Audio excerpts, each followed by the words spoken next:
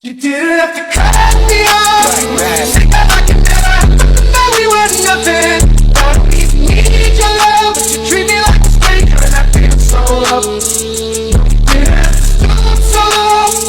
Had your friends got you, change your number. Guess I don't need that though.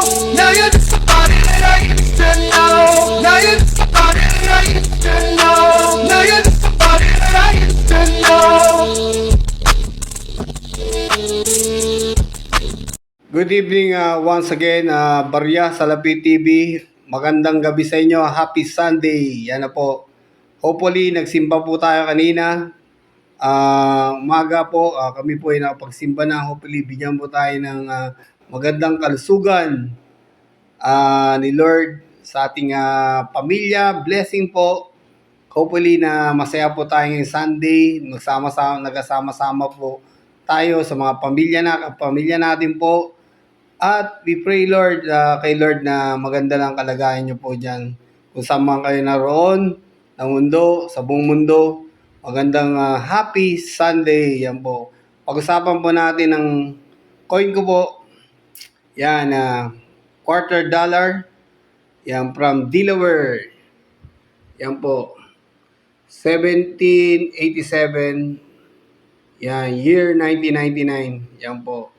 Bago po natin pag-usapan ang coin na hawak ko po, bigyan po kayo ng kaalaman about the 10 valuable quarter dollars.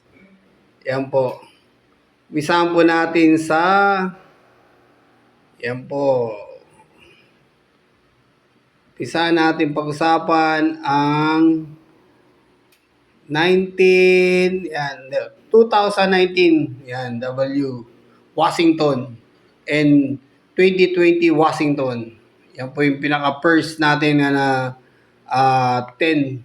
Kasama po siya sa 10 valuable quarter dollar. Yan, 2019 Washington and 2020 W Mint Mart. Yan, W Mint Mart po siya. Ibig sabihin na Mint Mart niya Washington, W is Washington. Yan po siya. The Washington Quarter was produced between 1932 and 1964. It takes in the name of the image for the former President George Washington, which appears on its obverse. Yan po. George Washington. Yan po. Yan. Ang haba ng buhok. Yan po si George Washington. Ang pinakauna nating sa top 1. Top 2 po natin. Pag-usapan po natin mga barya sa Lapid TV. Ang top 2 natin, 1932 D Mint Mart. Meaning ng D Mint Mart is Denver, Washington Quarter. Yan po, 1932. The 1932 mintage was the first Washington Quarter series and was minted in Philadelphia, Denver, and San Francisco. The numbers produced in the later two mint facility were usually low. Only 436, 800 quarters were struck in Denver and only 408,000 in San Francisco. Yan po. Konti lang po yung nagawa nila sa San Francisco saka sa Denver. Yan po. Then the third one, and then before tayo sa third one, bigyan po muna kayo ng kaalaman about the PCGS. Yan po. Ito. In the lucky enough, find the coin good enough condition to the about circulated in the value is much higher this coin and almost as bright and worn as they've been used. They graded around 55 on the PCGS scale and good coin in 55 is value of 525 value. So, meaning po ng PCGS, ito po, ayan, PCGS. PCGS stands for Professional Coin Grading Services. Yan po yung mga nag-grade ng mga coin sa buong mundo. Yan po, dagdag po kaalaman sa atin, mga kabarya, sa Lapid TV. Ang meaning po ng PCGS is Professional Coin Grading Services. Yan po ang PCGS, nag-base po siya, ang base niya po sa California, USA. Yan po, lahat po ng coin natin, kung gusto po natin pa-grade or pa-grading niya, kung magkano po ang price o kung ano ang kalidad yung coin natin na hawak. Kung may mga coin po kayo dyan, dito po kayo sa PCGS. Yan po, nag-base po siya sa California, US. Yan, 1610. Bibigay ko po sa inyo ang address niya mamaya doon sa vlog ko. Yan, para malaman nyo po kung saan po nyo ipapadala ang mga coin nyo. Yan po, mga coin nyo na papa-grade nyo kung gaano ka mahal na yung coin nyo. Sabay-sabay natin padala rin din po. Itong mga coin ko rin po, binibenta ko rin po to. Meron po ritong euro, yan, 1 euro and 2 euro 1999. Mataas na po rin ang value niyan sa eBay. Saka meron po ako nakitang vloggers from US. Nagkakalaga na po siya ng $3 million yan. At itong isang 2 euro ko po, nagkakaraga na rin ng 40 million or something like that. Pero sa eBay, naka-price siya $500,000. Pero din po siya. Ito rin mga coin ko. Yan. Yung 1998 ko na $quarter. Yan po. Dalawa po yung coin ko. Actually, dalawa yung 2 euro coin ko. Yan. Binibenta ko rin po yan. Yan. 2 euro coin from Italy. 1999. Yan. Pag-usapan natin sunod dyan. Okay po, sunod po tayo. Balik po tayo sa topic po natin na 10 na pinakamahal na $quarter. Next sa 3 po, the 1932 S, Mint Mart, Washington. S is San Francisco. Yan po, 1932. Pangatlo, medyo bilisan po natin. Pang-apat, para hindi po kayo mainip. And then, pang-apat natin, 1937, S rin. Yan. S Mint Mart. Yan po. Yan po yung pang-apat natin na valuable coin, $quarter. And panlima, ayan po, 2004 Wisconsin 50 state $quarter. Yan po, extra leaf, may coin. Yan po, ayan. Yan po. Extra leaf siya rito. Yan o, tinuro pa, may pula pa. Yan, yan po. Panglima nating pinaka-valuable coin, $quarter.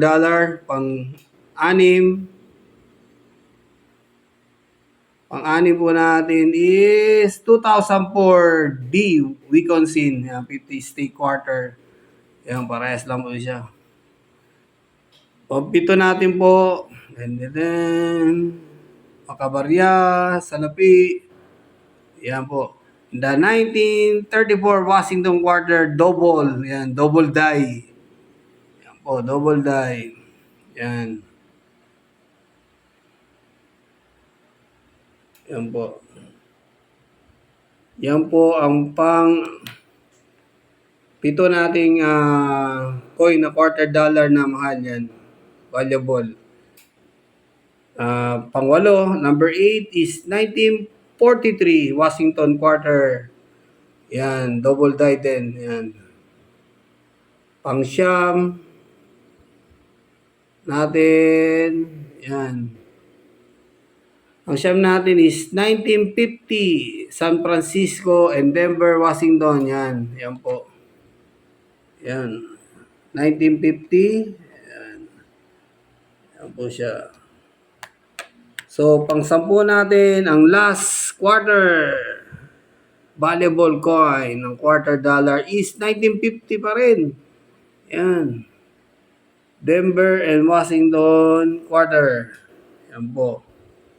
The 1950 $quarter with refunds Mint Mart in the Denver and San Francisco, it is true reaction. True reaction was again the result of Philadelphia Mint needing the extra die to complete in order in case true and die. Then die disdain for San Francisco was overpunch with the Denver Mint. Overpunch siya, Na-overpan siya po yan. Oh. Ayan, kita nyo. Yun, nawala na yung ano niya. Parang yung leeg, naputol. Ayan. Nawala yung min part niya. Natabunan po. Na-overpan siya. Ayan, kaya medyo mahal siya. Top 10, 1950, overdye. So, yan po.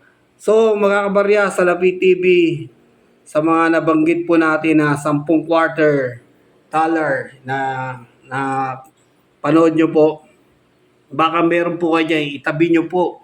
At ito may mga presyo na pinipresyo na po ng PCGS natin yan. Ang nagigrading po ng ano natin ng mga coin. Yan, tabi nyo po. Ayan. So, kung meron po kayo na itong mga sa 10 na ito, itabi nyo po. Yan. Tabi nyo lang. At kung may makarinig po may makapanood po rin ng vlog natin, kung meron po kayo dyan, i-comment nyo down below. Send nyo rin picture. Sa akin din, nandito. Yan. Sabay-sabay po natin benta. Yung mga quarter dollars ko po. Ito yung euro. Ito yung euro rin na 20 cents. Yan. May nakita rin po akong vlogger from US. Binibenta niya ng 20 million. Ayan, yan. US dollar. Yan po. Yan. Ito rin 2 euro. 1999 yan. Binibenta niya rin po yan sa ibang bansa na napakamahal na rin. So, mga kabarya, sa Lapid TV, hopefully enjoy at nagkaroon po kayo ng knowledge at karunungan about sa 10 most valuable quarter dollars. So kung napanood nyo po uli at i-share nyo po itong video ko at subscribe na rin po kayo kung hindi pa kayo nakasubscribe sa channel ko po, Barya sa Lapid TV. Kaya manood po kayo uli, laki nyo po akong panoorin or mag-subscribe po kayo. Click nyo po ang subscribe and don't forget to push pindutin nyo rin ang bell button para lagi po kayong update sa mga coin na pag-usapan natin. Hindi lang po sa Pilipinas, ganun din sa buong mundo. Mapapanood nyo po ang lahat ng coin na pag-usapan po natin. Kung anong coin na nandiyan sa inyo, baka malay nyo po, mayaman na kayo, hindi nyo po alam, nandiyan lang yan. At itabi nyo at hanapan po natin ng buyer, ganun din. Ayan. Hanap din po ako ng buyer, mga collectors. Yan po, may mga coin po ako rito. Comment down below. Pag-usapan po natin kung magkano presyo na itong mga coin ko na natatabi. Collectors po rin ako. Nag-umpisa rin po ako ng-collect. Almost 10 years na po ako nag-collect ng mga coin nasa ibang bansa na mga coin. At dito tinatabi ko po. Iniingatan ko. At ang mga kondisyon ng coin ko, maganda po, makikinis pa. So, pag-usapan po natin ang mga presyo nito. Collectors, sino po around the world, ayan po, binibenta po ako rito ng mga coin ko po. Don't forget to comment down below kung magkano pong presyo at pag-usapan po natin lahat. Pag-usapan po natin kung anong presyo ng mapipili niyong coin. Once again, maraming salamat. Kabarya sa Lapid TV. Hopefully enjoy sa panood ng vlog ko. At wag po kayo magsawa ng panood ng vlog ko. At keep watching. And God bless to all. Magandang gabi at sa buong mundo. Hindi na sa Pilipinas, sa buong mundo. OFW, Seaman, welcome po kayo sa channel ko. Don't forget to subscribe. Follow nyo po ako lagi. At mapapanood nyo po at pag-usapan natin ang mga iba't ibang barya sa buong mundo. Magandang gabi at God bless to all. Thank you.